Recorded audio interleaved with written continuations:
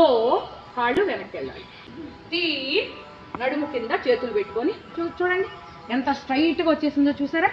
ఇది ఇలా ఇట్లా మాట. ఇప్పుడు చూడండి శరీర బరువు అంతా ఎక్కడ ఆధారపడింది? కంఠం దగ్గర ఆధారపడింది. చూసారా, కంఠం మీద ఆధారపడింది బరువు అంతా కూడా. ఇలా బరువు అంతా శరీరం కంఠం మీద ఆధారపడటం ద్వారా థైరాయిడ్ గ్లాండ్కి మంచి వ్యాయామం అన్నమాట. షార్ మెల్లగా మళ్ళా కాళ్ళు వెనక్కి వెళ్ళాలి. పామ్ నడుము వరకు నేల మీదకి రావాలి. షే ఇప్పుడు హలాసన్. ఇప్పుడు ఏ సేమ్ శ్వాసను తీసుకుంటూ ఇలా ఉండాలి. ఇప్పుడు శ్వాసను వదిలేస్తూ దో పాదాలు వెనక్కి వెళ్ళాలి. అట్లాంటిదే భంగిమ. తీన్ అన్నప్పుడు చేతులు మన చేతులు దాటేసి కాళ్ళు వెళ్ళిపోయిన తర్వాత చేతుల్ని ఇలా అల్లికోలే చేసుకొని తల దగ్గర పెట్టుకోవాలి. ఇదే పూర్ణస్థితి. చూసారా, ఇది ఒకటి రాజు గారు చేశారు, అక్కడ పద్మారావు గారు, మనకు దుర్గారావు గారు ముగ్గురు చేశారు. ఒకసారి క్లాప్స్ కొట్టండి. ఇదే పూర్ణస్థితి. చూసారా, పొన్ను కర్రలాగేమో కాళ్ళు ఉన్నాయి, కాడేలాగా మనకు చేతులు వచ్చినాయి అన్నమాట. మెల్లగా శ్వాస తీసుకుంటూ వదులుతూ ఉండొచ్చు ఈ భంగిమలో మాట. మళ్ళీ శ్వాస తీసుకుంటూ చార్ నడుము వరకు రావాలి. చార్ చేతులు. పామ్ నడుము వరకు నేల మీదకి రావాలి. షే ఒక్కొక్క అంకె దగ్గర ఒక్కొక్క భంగిమలో ఉంటూ సాధన చేయాలి. మీ ఫోన్ ఎంత ఉందో దానికంటే చిన్న సైజు చాలా చక్కగా ముద్రించారు. మీరు అతి విలువైనవి కూడా ఇందులో రాసుకోవచ్చు. రాసుకున్న తర్వాత మీ యోగనామం ఉంది, గుర్తుపెట్టుకోండి. మీరు ఎప్పటి నుంచి ఎప్పటి వరకు చేశారు ఇవన్నీ కూడా మెన్షన్ చేశారన్నమాట.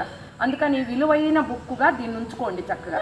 అలాగే దీనిలో పేర్లు పెట్టారు, గమనించండి. మనకు ఒలి గారు ఉన్నారు. ఒలి గారు మహమ్మదీయులు. ఆయన వచ్చినప్పుడు పద్మారావు గారు అన్నారు, ఆయన శ్లోకాలు మీరు చెప్తున్నారు కానీ ఆయన చదవరేమోనండి, ఫీల్ అవుతారేమో అన్నారు.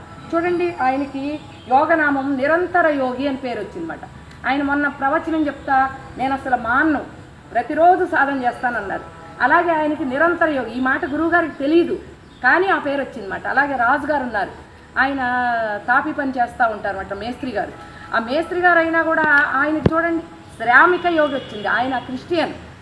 చూడండి అసలు ఎంత ఆశ్చర్యం అంటే, ఎక్కడో ఉన్నారు గురువుగారు, ఎక్కడ వైజాగ్లో, కానీ మనకి ఇక్కడ యోగనామాలు అక్కడి నుంచి ఇక్కడికి రాసి పంపించారు.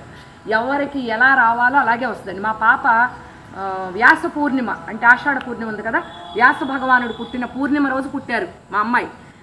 మా అమ్మాయికి మేము రమ్య అని పేరు పెట్టామన్నమాట. కానీ యోగనామం ఏమొచ్చిందో తెలుసా? పూర్ణిమ యోగి అని వచ్చింది. మేము పెట్లా, పూర్ణిమ అని పెడితే బాగుండేది, కానీ పూర్ణిమ యోగి అని పేరు వచ్చిందన్నమాట. ఆశ్చర్యం అన్నమాట, మనం చెప్పలేమండి.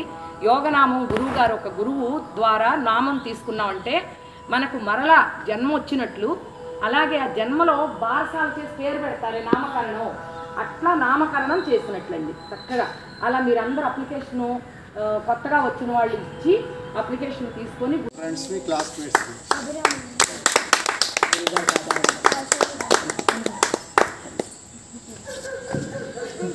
Oh